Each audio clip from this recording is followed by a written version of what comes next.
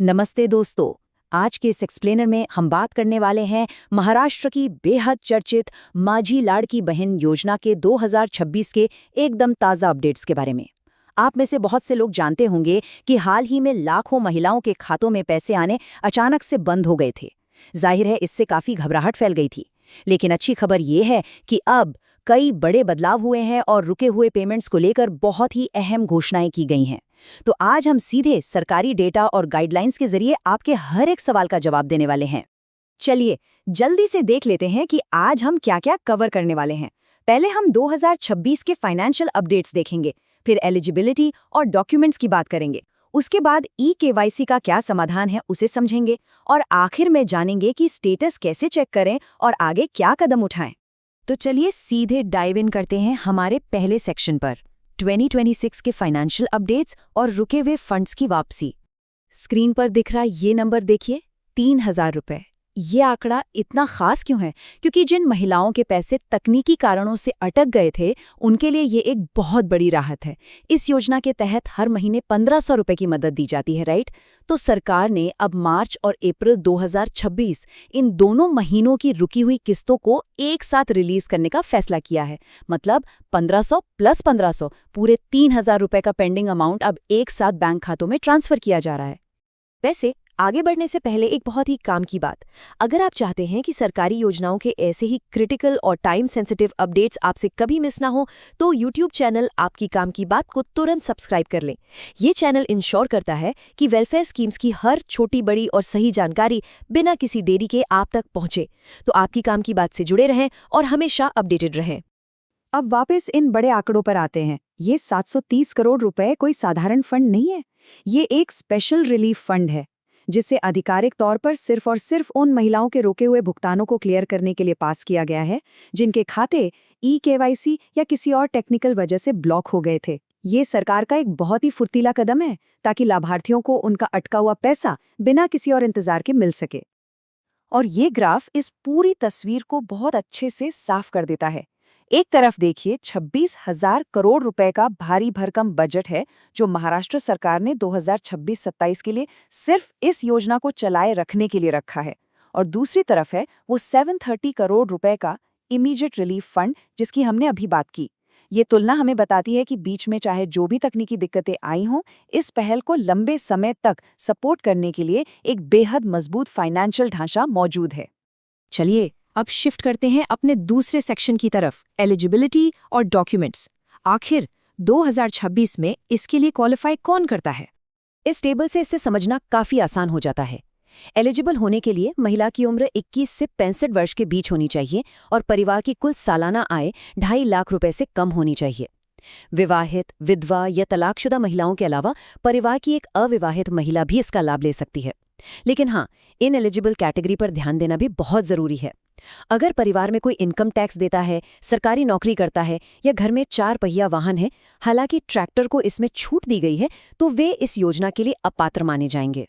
और अगर आप एलिजिबल हैं तो ये 6 डॉक्यूमेंट्स आपके पास बिल्कुल रेडी होने चाहिए।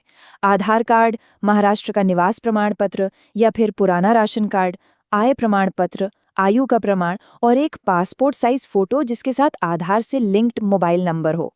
लेकिन सबसे महत्वपूर्ण दस्तावेज है आपकी बैंक पासबुक। ये बैंक खाता हर हाल में एप्लीकेंट के अपने नाम पर ही होना चाहिए, किसी और के नाम पर या जॉइंट अकाउंट यहाँ काम नहीं करेगा।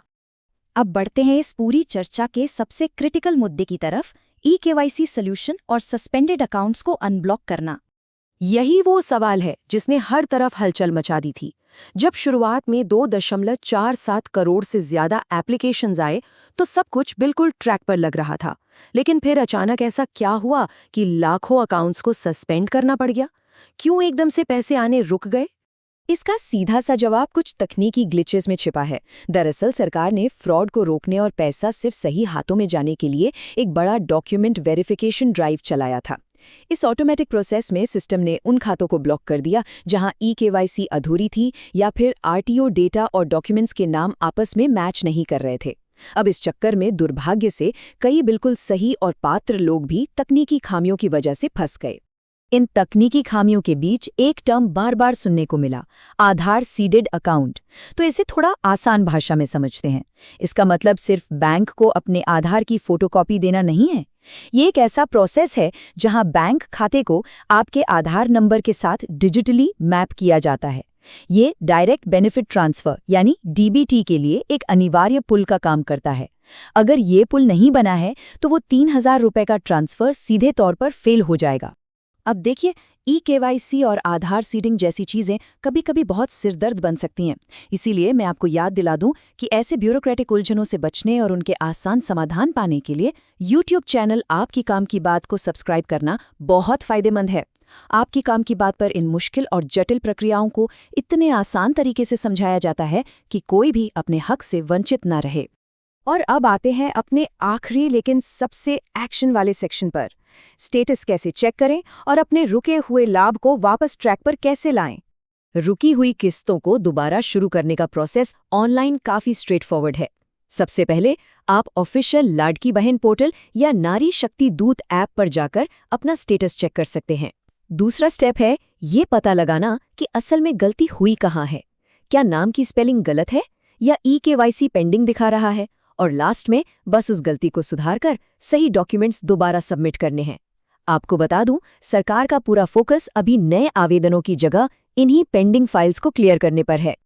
पर हाँ, ये बात भी सही है कि हर कोई ऐप्स या पोर्टल के साथ कंफर्टेबल नहीं होता। तो कोई टेंशन की बात नहीं है, बिल्कुल मुफ्त और ऑफलाइन सहायता भी मौजूद है। आप अपने नज़दीकी आंगनबाड़ी केंद्र, सेतु सुविधा केंद्र, ग्राम सेवक या आपले सरकार सेवा केंद्र पर जाकर सीधे मदद ले सकते हैं। और अगर कोई तुरंत सहायता चाहिए तो महिला हेल्पलाइन नंबर 181 पर कॉल किया जा सकता है। कहने का मतलब है, तकनीकी जानकारी की कमी आपके आड़े नहीं आएगी। तो बस आज के इस एक्सप्लेनर को वाइंड अप करने से पहले एक फाइनल रिमाइंडर।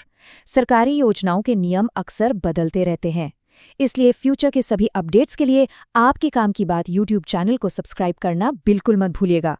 आपके काम की बात चैनल का यही मकसद है कि आप हमेशा जागरूक रहें और आपको आपके हक की पूरी जानकारी मिलती रहे। तो जाते जाते एक बड़ा सवाल जो सोचने पर मजबूर कर देता है, 730 करोड़ रुपए के इस विशाल फंड को अनलॉक करने में ई-केवाईसी ने जो अहम भूमिका निभाई है, उसे देखकर क्या आपको नहीं लगता कि आने वाले समय में कल्याणकारी योजनाओं का असली ताला खोलने वाली चाबी डिजिटल साक्षरता ही होगी? बिना इस डिजिटल ज्ञान के क्या भविष्य में अपना हक पाना मुमकिन होगा?